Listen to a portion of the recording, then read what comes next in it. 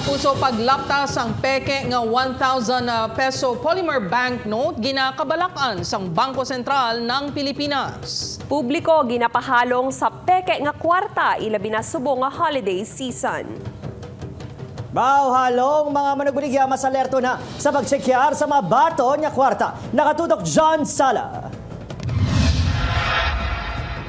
Every piso counts para sa isa ka negosyante. Gani amo na lang ang paghalong na day Christine kag Arnie. Tagsa nga magbaton sila sang kwarta. Apang bisan ano pa kuno kahalong kung may nagapang tunto, wala kagid sang luwas. Si Christine kag si Arnie na biktima na sang peke nga kwarta. Malaking problema dahil malaki na nga ang pinuhunan.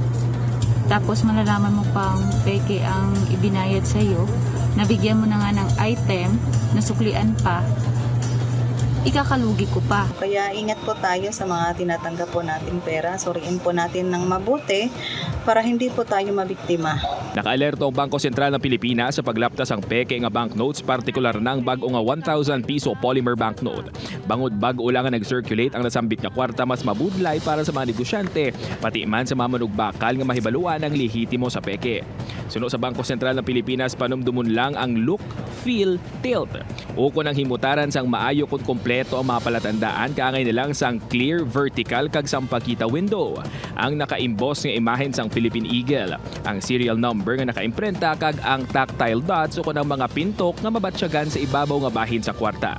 Bangod polymer ini, dapat nga mabatsyagan kung imo ini ginahaplos nga plastic kag hindi papel. Kag kung ginhulag ang kwarta, dapat nagalain-lain ang kolor sang numero nga 1,000. Dapat distinct siya, no?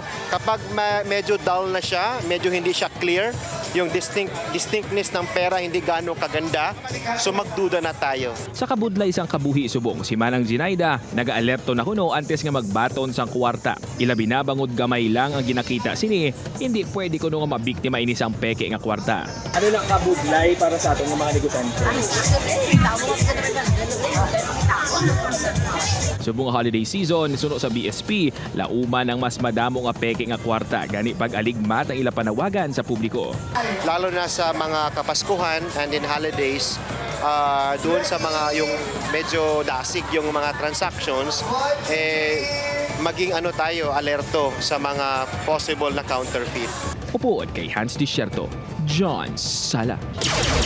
One Western Visayas.